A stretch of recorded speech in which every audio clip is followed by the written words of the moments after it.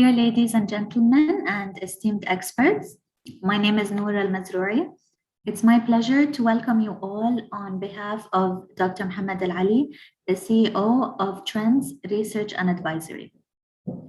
The topic of today's symposium is Education and Human Development in the Age of Artificial Intelligence. It sets out to discuss the major developments in artificial intelligence and how AI can contribute to the well-being of humankind. We have a distinguished panel gathered today to explore this topic and add to our understanding, and we're looking forward to hearing from them. On behalf of Trends Research and Advisory, I thank all the panelists, the moderator, and viewers worldwide who have joined us today to participate in this session. Without further ado, I give the floor to our moderator, Leonardo Mazzucco. Thank you very much. Thank you very much, Noor, for opening this session. And I'm glad to welcome all of you at Trends Research and Advisory. And thank you much to all our audience for taking the time of joining us today.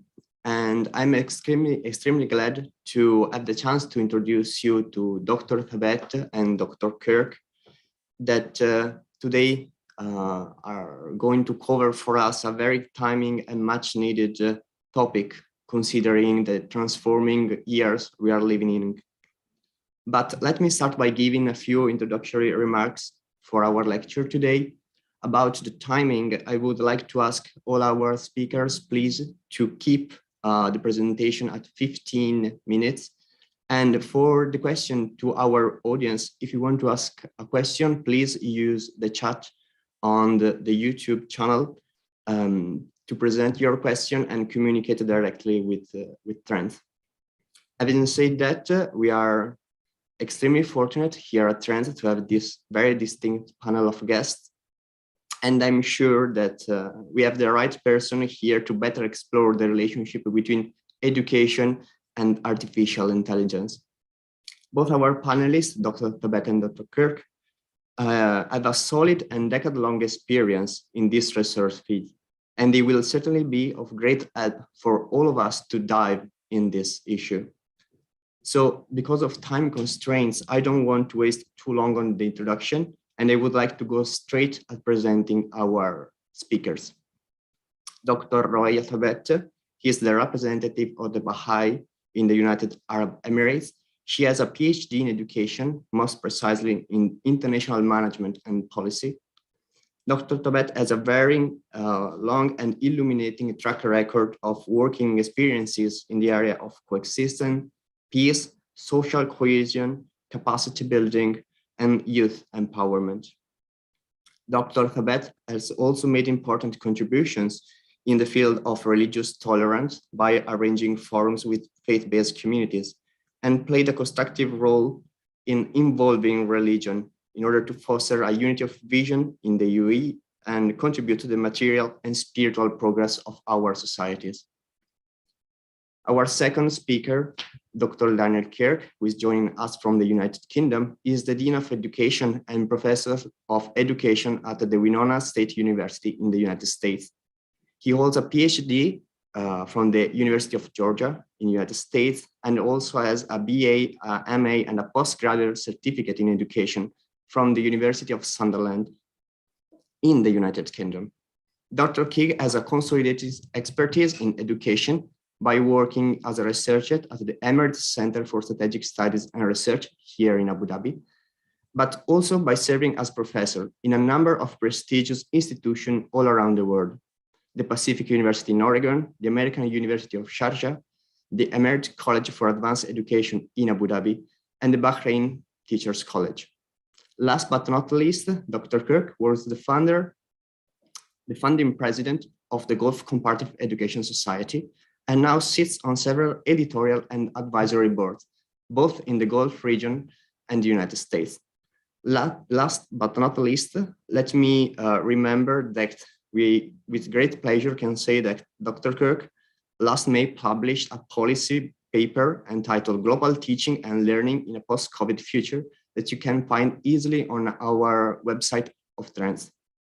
So moving to our first speaker, Dr. Thabet, She will be speaking on the interconnection between technology, progress of humanity, and education. So without further ado, please, Dr. Tabata, the floor is yours.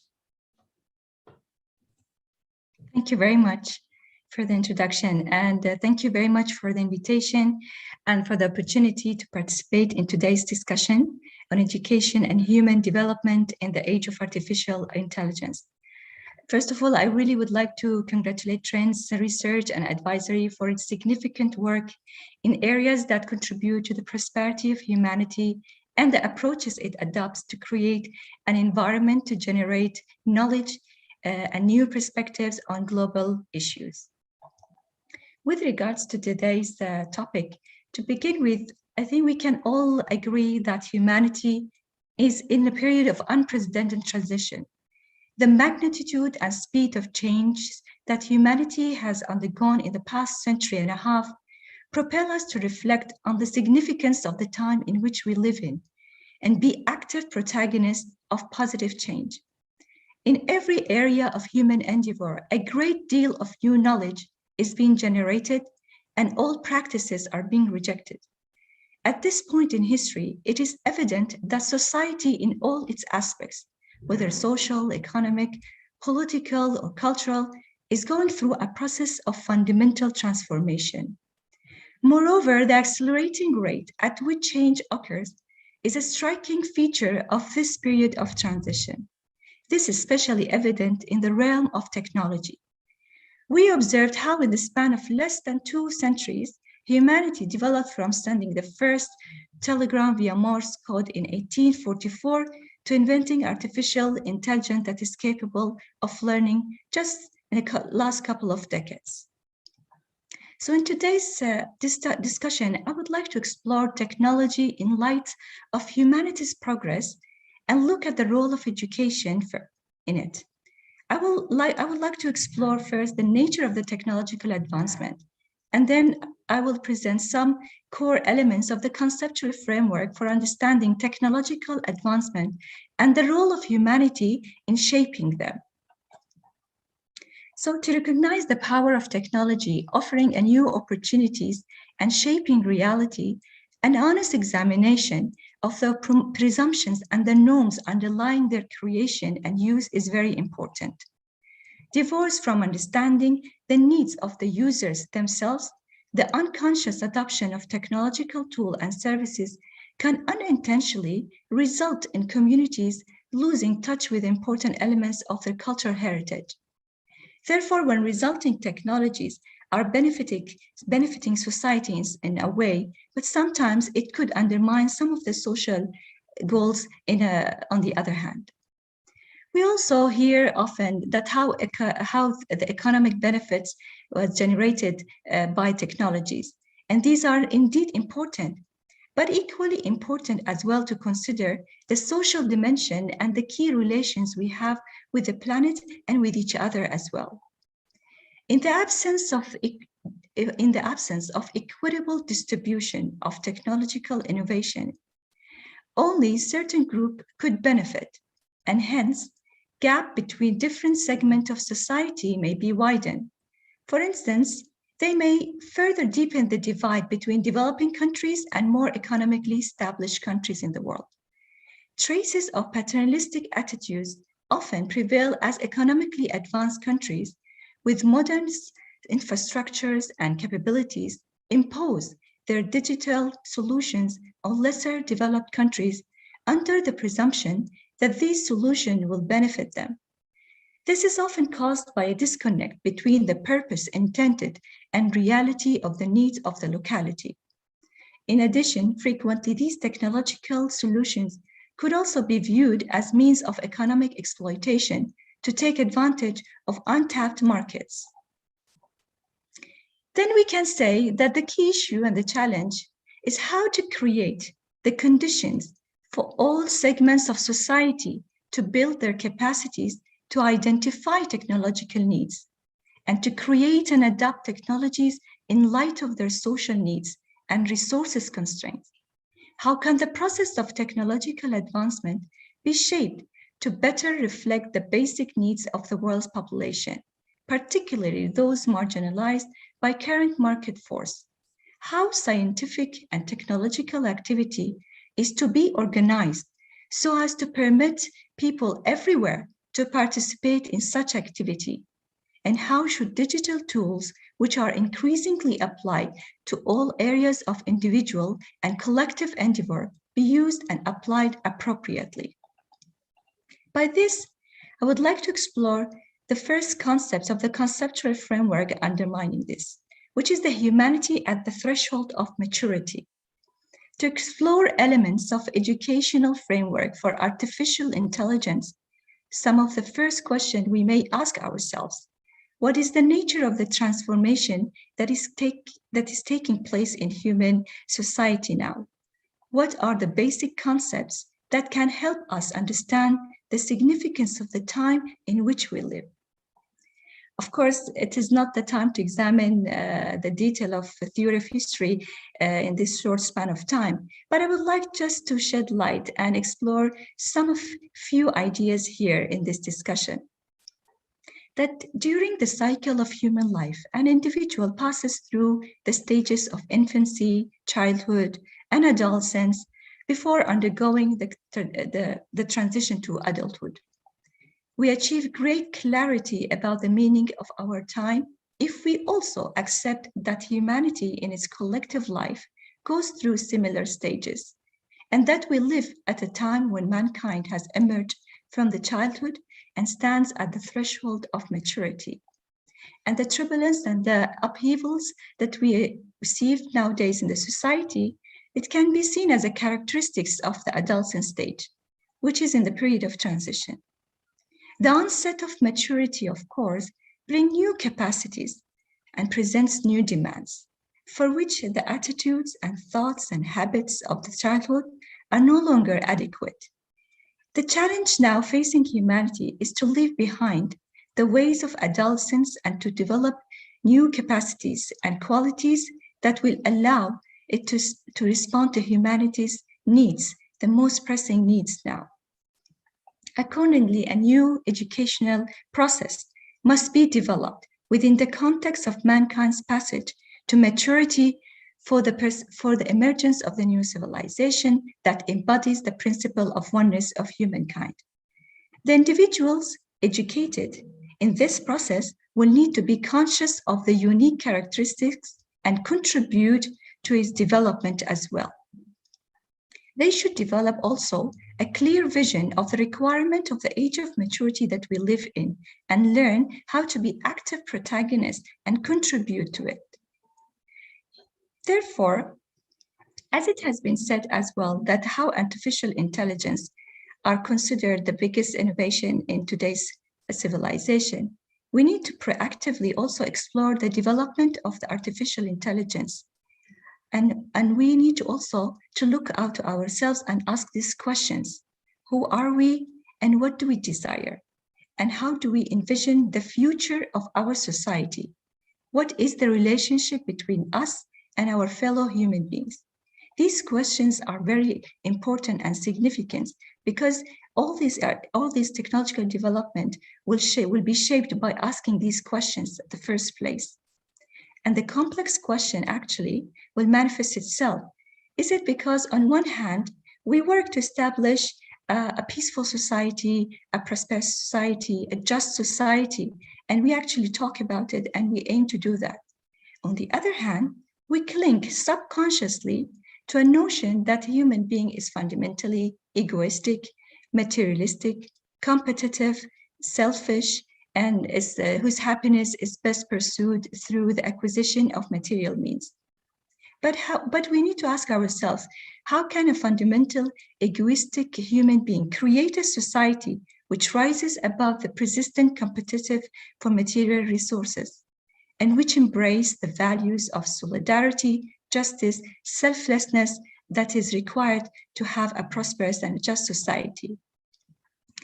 Hence, accordingly, we need to explore an alternative conception of human nature, one which recognizes both material and non-material dimension of a human experience. I would like to conclude that the users of technologies sometimes perceived as passive recipients of products created elsewhere, will need to be actively involved in the process of collectively identifying their priorities and consulting on the importance of technologies within their own context. The current forces-driven technological expansion could be moderated by asking questions about underlying assumptions, as well as how technologies can support and enhance rather than replace local values. We need to ask what type of technological innovation reflects the community's vibrancy. Is this technology being adopted in a way that is suited to our community's needs? These are the questions to be considered by different stakeholders in society actively taking part in shaping their communities. This also implies that a civilization befitting humanity coming to age will not emerge only through efforts exerted by only one particular group.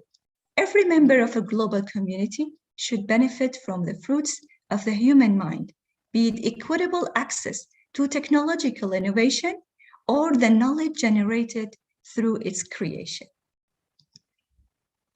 Thank you very much, and I will leave time for Dr. De Kirk to continue.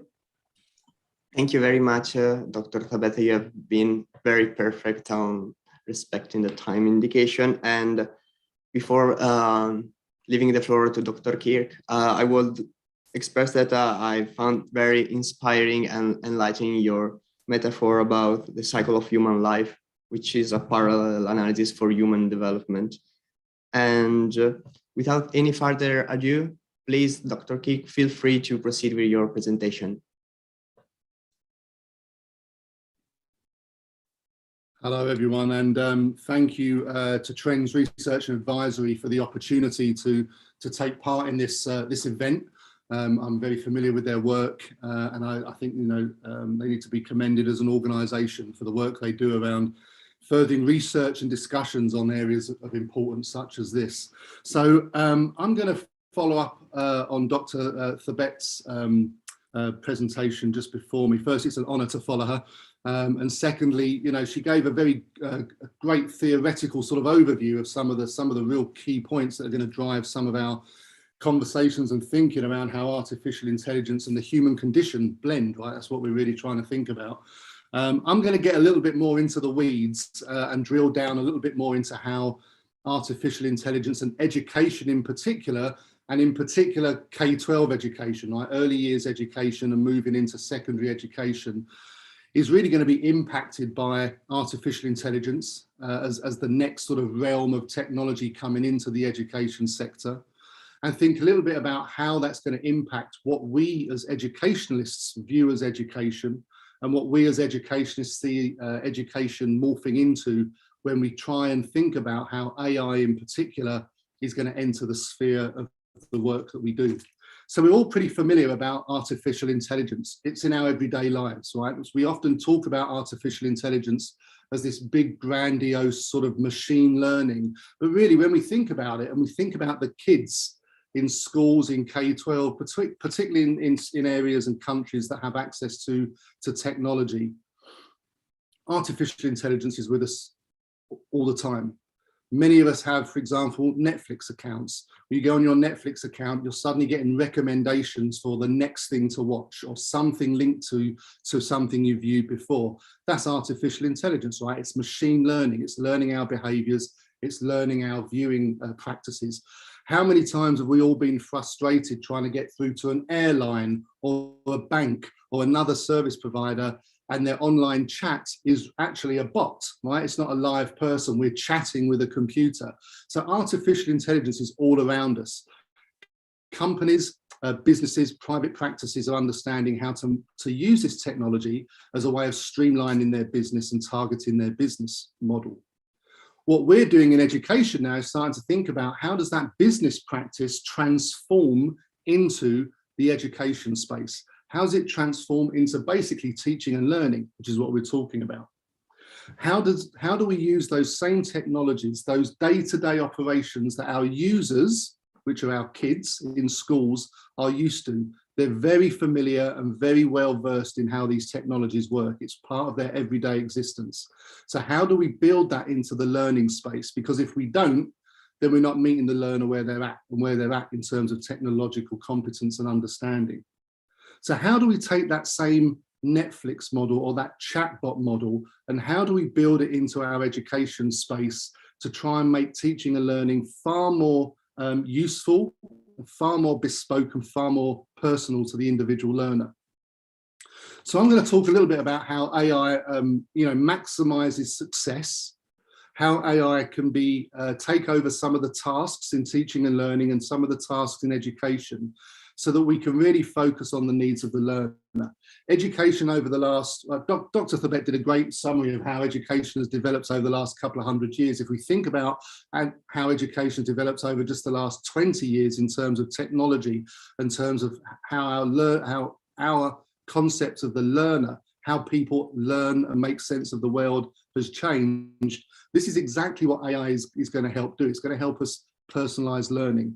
Our understanding of educational neuroscience over the last 20 years really shows us how we've gone from those big type of frameworks of learning styles, kinesthetic, audio, visual learners, really down to the fact that we're all very personal in how we learn. Now, as a former teacher, and any teachers out there listening will be horrified to hear that we suddenly have 30 different learning styles in our classrooms to try and manage and try and meet. And we know that that's not possible. So we use technology and we use skills to help augment that. And AI is going to be another element in how we do that. So we're going to think a little bit, and I'm going to talk a little bit about how artificial intelligence can aid the student learning experience, how it can support the instructor and the teacher in the classroom, and how it really starts to meet the learner where the learner is at and help the learner on that journey get to where they need to be. One of the big benefits of artificial intelligence is it allows us to abandon that one-size-fits-all concept of education which we've had. Many of us, I'm sure, remember walking into a classroom and being given a hefty 400-page textbook. That's what you're going to learn this year. Or being given, standardized mandated tests. This one-size-fits-all model that we know does not work for a vast number and a high percentage of our students. Our learners across the world, we know that, research shows that those who succeed in education are not necessarily those who are the most academically proficient. Those who succeed in education are those who are able to play the game of education. And that means they understand the rules and they have the tools to play the game. So we tend to find that those students from affluent backgrounds, families with high levels of educational experience and the resources to support that child are more successful, regardless often of academic competence and academic ability. So when we're talking about artificial intelligence, and as someone who runs a fairly large state college in the US preparing teachers, I have to preface this by saying artificial intelligence is not there to take the place of the teacher. Artificial intelligence, like any tool we have in the classroom, is there to aid and support the teaching and learning process. In no way is artificial intelligence, I think, certainly in the next 50 to 100 years, going to replace that interpersonal relationship that a teacher and a student has. But what it can do is it can target that relationship in a way that's much more meaningful. So unlike teachers who are constrained, right, by time, by resources, by schedule of the school day, by the limited access they have to their students, artificial intelligence doesn't switch off. It's a 24/7 thing. It can run activities, it can run tasks on an ongoing basis. Now, we've seen in a COVID environment in education that actually remote learning works for a lot of our kids. They actually prefer it. There's a very large proportion of students who actually would prefer not to go back to a regular school, a regular building, a regular schedule. And that self-paced directed learning is something that they actually like and thrive on. Artificial intelligence and technology generally allows that to happen. It allows that self-paced directed learning, which I think is something that we've learned in education over the last 20 years, is really meeting the student where they're at. So how does artificial intelligence help the teacher? Well, as someone who spent many years in a classroom, anything that helps with the mundane administrative tasks, taking attendance, grading multiple choice tests, scoring and report writing, things that are fairly sort of regularized and fairly mundane and actually don't really give too much feedback and too much assistance to a student, can be removed from a teacher, freeing up that time to actually give that personalized one-on-one or one-to-small group instruction that we know has a far greater impact on the outcomes of a student's learning than any sort of feedback that comes through those standardized and mandated testing. But when we're talking about AI, and I keep using that term, what are we really talking about in the classroom? Because AI is this huge thing, right? It's this huge sort of beast that can go anywhere.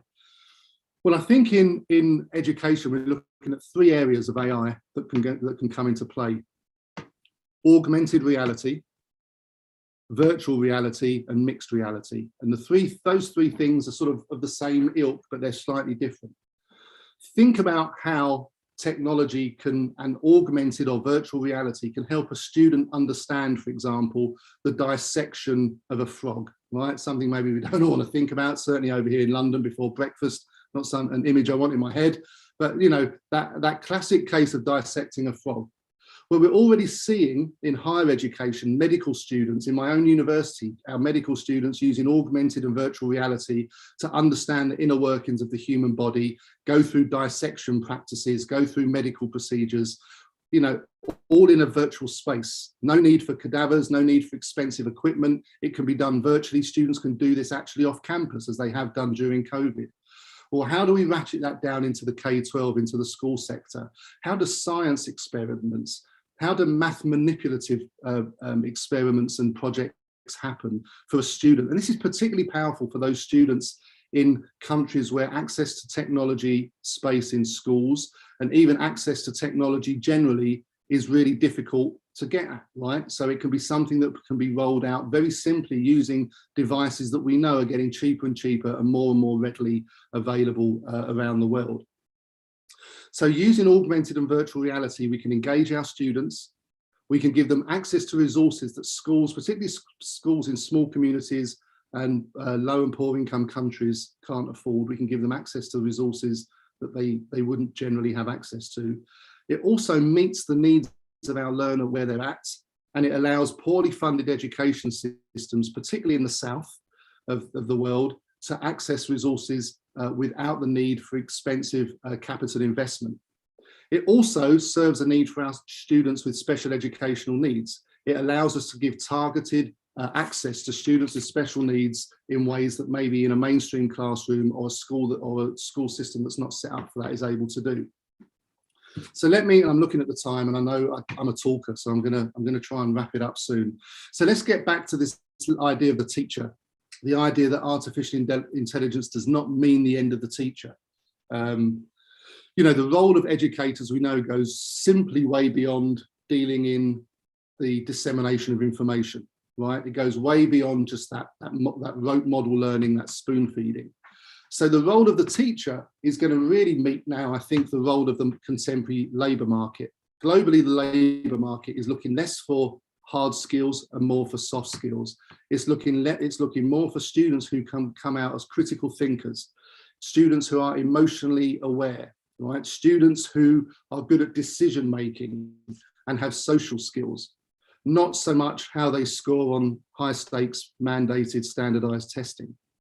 So now, if we use technology and artificial intelligence in particular to allow that self-paced guided learning for students in terms of the content, in terms of the things, the stuff that we as an education system say they need to be able to know, it allows the teacher to work far more on helping that student understand and learn about their place in the world. And that ultimately is my philosophical belief, that education is there to allow us to understand where we fit in the world. It's not there to tell us how we do on a test. So artificial intelligence, by allowing two tracks for the teacher: one, to take away a lot of those mundane, administrative, labor-intensive tasks that don't really serve anyone, and two, allow the learner to access content in their own time, in a way that suits them, in a mode that suits them. And then our time together in classrooms, in schools, in shared learning spaces is spent making sense of all that, making sense of how all those things come together. And that individual student says, okay, this is who I am, and this is how I'm going to go out and make an impact in the world, at whatever level that may be.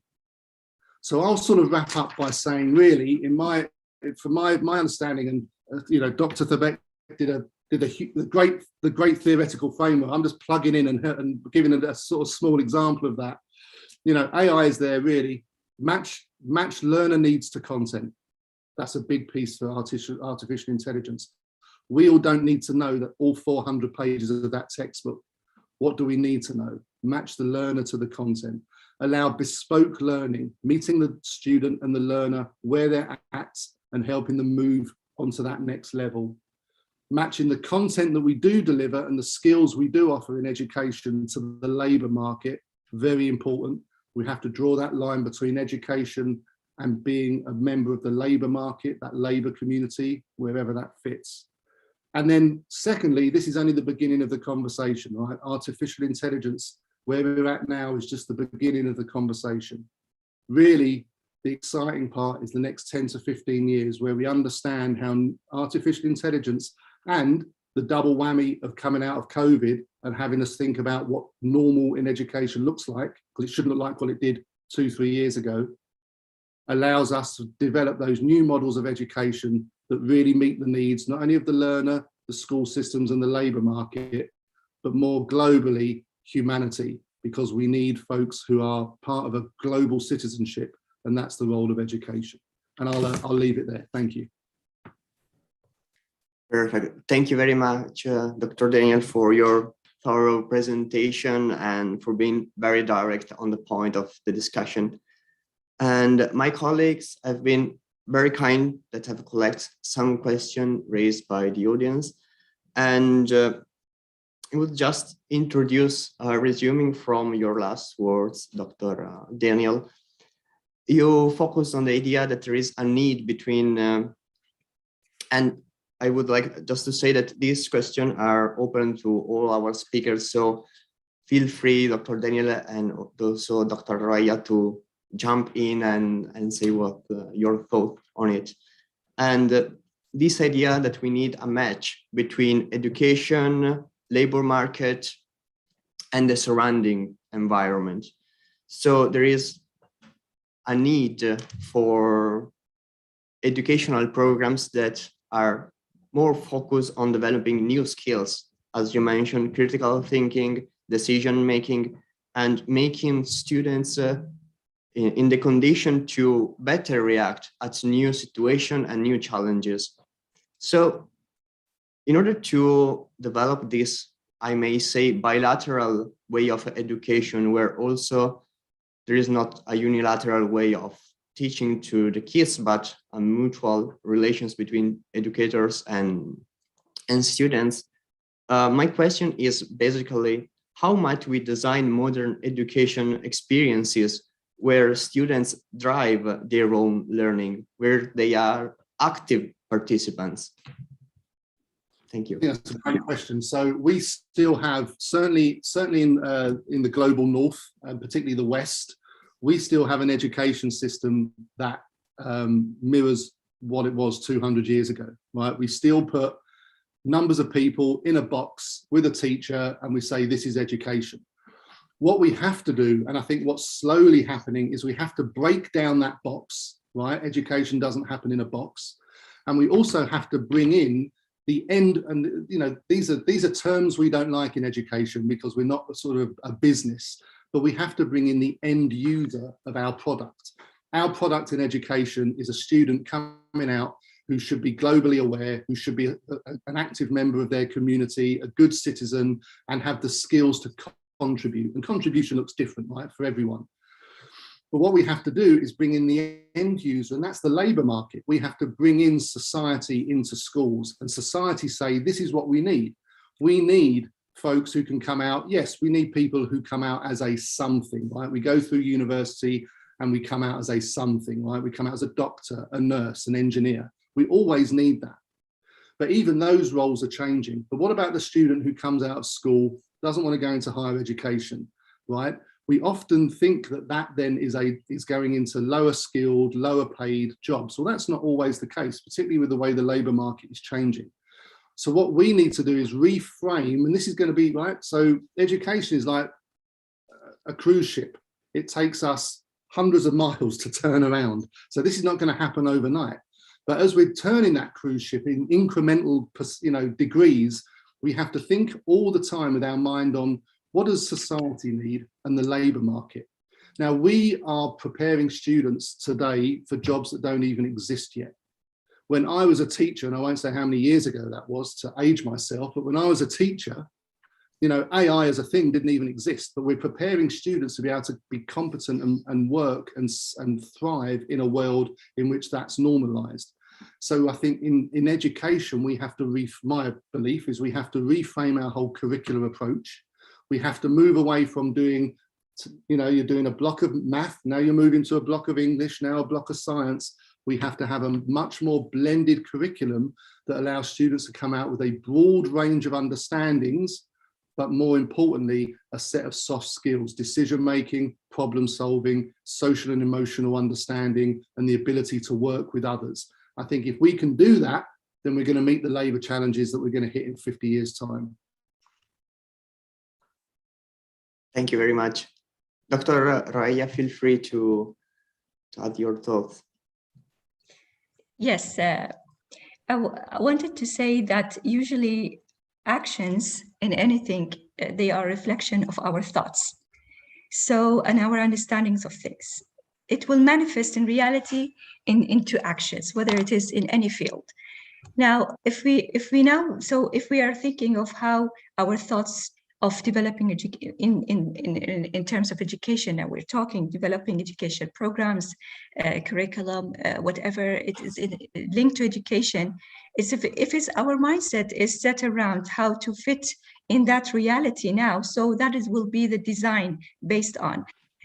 Hence, if we go back to the concepts, because the concepts of our understanding will change also the realities. And we can call it a social reality here. So if our understanding that if the education system should be based on developing capacities in students to contribute and be active protagonists in not fitting or meeting the needs of the current era, but to contribute to changing and developing a new social reality that is based on what all these aspirations that we always talk, not only in the realm of education, but in the realm of humanities as well, to contribute to a flourishing society, advanced society, developing societies, materially and spiritually as well, a just, a prosperous, all that. So these thoughts should be like the concepts behind developing education. And having that in mind, so how would you develop these capacities and capabilities in students? What would be the content of the curriculum that will allow that capacities to flourish, that students will become generators of knowledge rather just passive recipients of knowledge?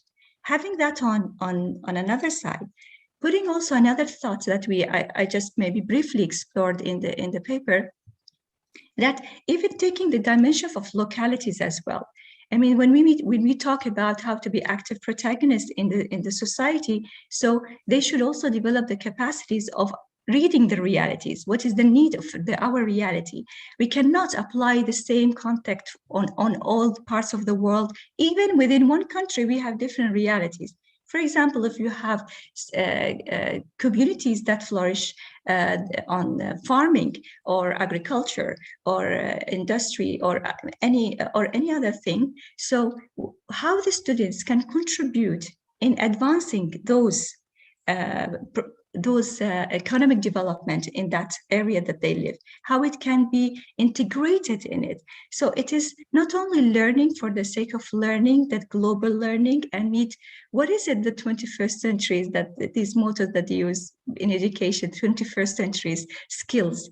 But if we narrow it down, it goes to the individual, how we should see them as protagonists of developing a vibrant society and building the capacities, which means also to create environments in the localities as well, how they can, with the stakeholders, teachers, who all are involved in it, even the students and the people who live there as well, about the needs of their society and how this can be integrated in it together. So when we talk about collaboration in all elements of education, that's what we mean by it as well. So every segment of members in society, they have a voice in shaping their destiny and their future and their reality that they live in.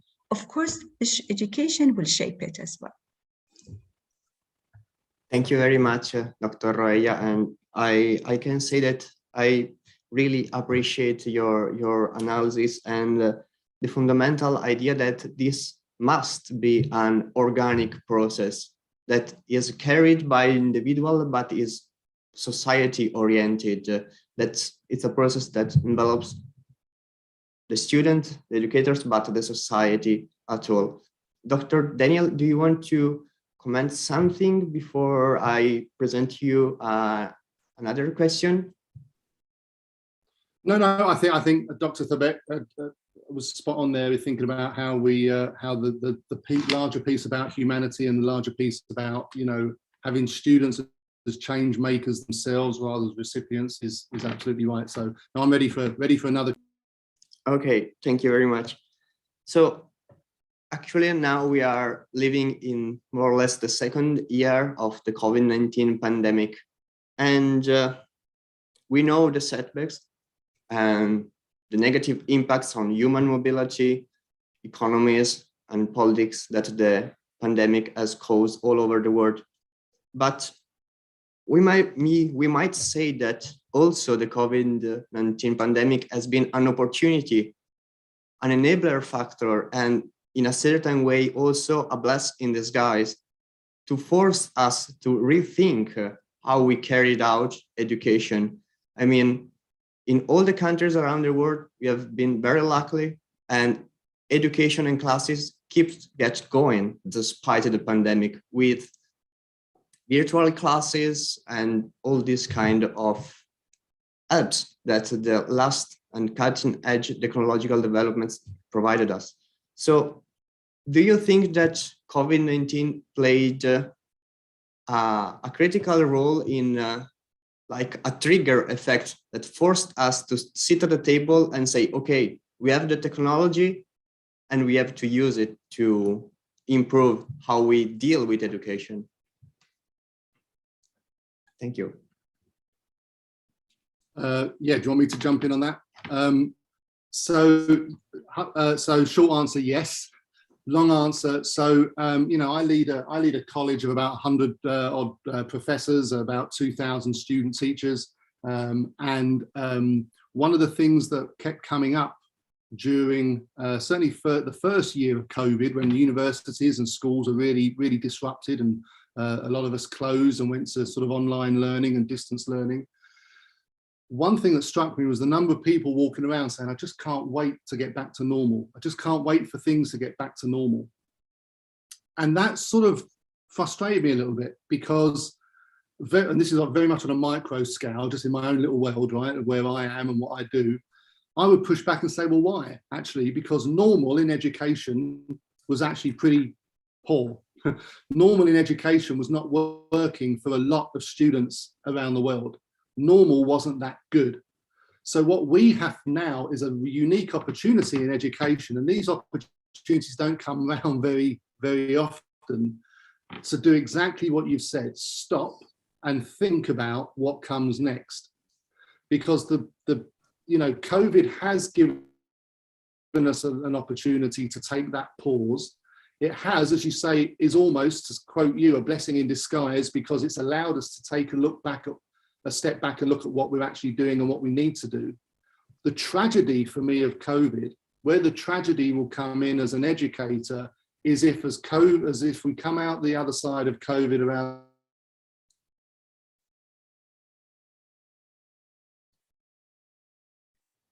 Dr. Daniel, we lost you for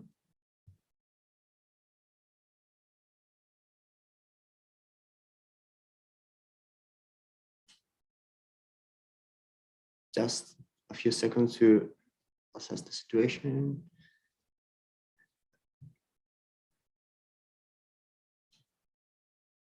probably Dr. Kirk will join us in a few seconds. Dr. Roya, if you want to take the floor. Yes, but whenever he joins, I would just leave the floor for him to continue his thoughts as well immediately. I just wanted to add to what Dr. Kirk said as well. Definitely, we witnessed how during these 2 years, we learned a lot as well, how learning can happen remotely as well, how you can sit in your home and you learn from different universities around the world as well, where before it was you have to be present there. Maybe I can, please, Dr. Kirk, continue your thoughts.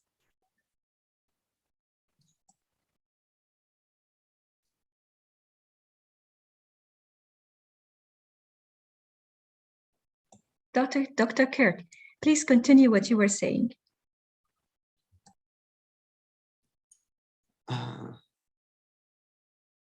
Dr. Tibet, if you want, feel free to proceed because from what I understand, the connection of Dr. Sure. Daniel is not good at the moment. So sure. So as I was saying, that really we witnessed how really technology helped not only the education sector, but all the industries to rethink of the way that they were working and how we immediately managed to use this advanced technology to continue our work, maybe even sometimes more efficiently than before. On the other hand, also, since we are talking about human development, we're talking about progress, so we need to have this global mindset as well as we are talking. On the other hand, like we have UNESCO estimated that 53.6% of the world now has access to digital technologies, which means that almost half of humanity is still being left behind. So we cannot talk only about how one particular segment of societies or one group of people or nations or countries which they have advanced technologies, they can flourish and progress, where the rest of the population in the world still, it says 50% of the population in the world, that they don't have even basic access to technology. And it's not that we can find solutions, but these questions we put always on the table as we are discussing how we can use technology and human progress and development, not only for one segment of society, but globally as well, having in mind these realities that's in the world as well. And we read many reports during this pandemic in those countries where they didn't have access to technology, even they didn't have, on the national level, sometimes they taught in national television. Even that when they did not have, we really actually read reports how individual teachers in those countries, they took personal initiative, like taking their trucks to neighborhoods, visiting their students and continuing this cycle of education, how families opened their homes and their farms for having their own children and children of the neighbors of the entire community to continue their studies. Sometimes even some of the radio stations, how they helped the teachers to continue these lessons of education. And that by itself, in the perspective of development and progress, what we want, if we want to redefine it, is really when every individual is proactively contributing within their limited resources as well. And that we cannot neglect that, and we see only the other areas of technological advancement, and we defined progress in that term. Because innovation also occurs from that perspective as well, which means how even societies are resilient. We can come up with ideas and thoughts how we can continue supporting. And that goes back to the foundation of this ethical dimension that we talked about. What's the purpose of what we're doing? What's the purpose of development? Who am I in this community and society? Thank you very much, Dr. Roya. Dr. Daniel, feel free to continue your speech, your answer. So this may be a symptom of AI. Maybe someone was listening in and didn't like what I was saying. So we had the technology wizards. So yeah, I was just sort of, just to finish the point, I think the tragedy of COVID will be is if when we come out of this globally, education looks the same, right? We go back to doing what we did. I think we have a unique moment in history as educators, as educationalists, as those involved in education around the world, to stop and say, okay, what was before the pandemic? What have we learned in a very, very short space of time? Because we've really been forced as a sector into really thinking about our core function and what it means to do what we do. And then how do we come out the other side of that and learn from that and create a new normal, not go back to normal, but a new normal for education, understanding that, you know, we have this unique moment in time to sort of take that step back and really review it, because that doesn't come along often in education. That's what I was going to say before the gods shut me down. The technology came in. I have one last question for both of you, please, and it's a 1 minute answer before giving the floor back to my colleague Noura. And I would start from the gaps that we needed to bridge, as Dr. Raya presented in her paper, about the dichotomy between the purpose of technology and the actual needs of society. The high level of technological development that we have achieved as human beings, but the unequal distribution and access that worldwide population have. So, to what degree can developing countries bridge the gap in the quality of education with the developed countries in light of the acceleration of scientific and technological developments? Thank you very much.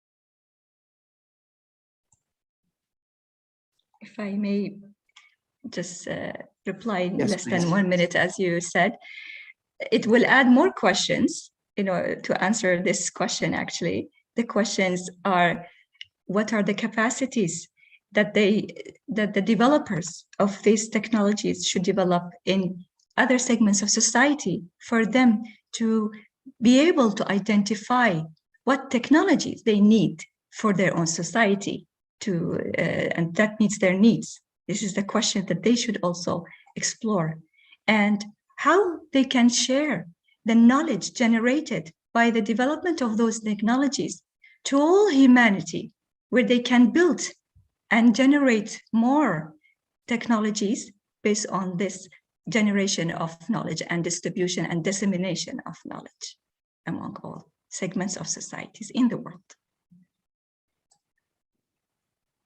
And just to piggyback on that, I agree completely. I think we also need to be very careful about it being a one-way transmission model.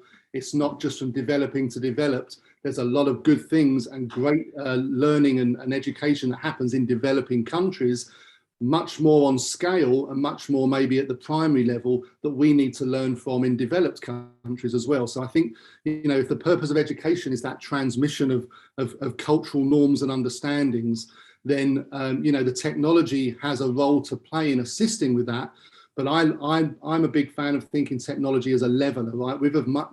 We learn from everyone, regardless of the country, regardless of the socioeconomic status and so on. So I would like to see the technology develop in a way that allows a more level playing field for that transmission of understanding and learning from each other, rather than it being a sort of a post-colonial model of the transmission going one way downward to those developing countries. So, but I agree with Dr. Thabat as well. This greater understanding of the role of humanity comes within that as well.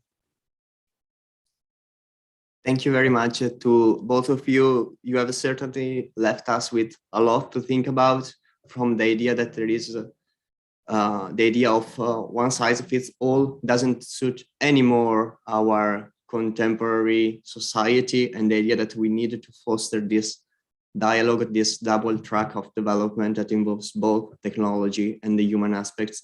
And I thank you very much for your time, and I leave the floor to my colleague Noura for the closing remarks. Thank you. Thank you, Leonardo. I would like to thank our panelists for their contributions. It's been a very interesting discussion and a productive opportunity to dive deep into such a broad topic. I would also like to express my gratitude to our audience for taking part in this e-lecture. I hope our viewers will be our guests again at Trends by joining one of our many symposia that the institution periodically organizes as part of our ongoing online and open public events. Thank you very much to everyone. We're looking forward to see you again. Thank you. Thank you very much. Thank you all.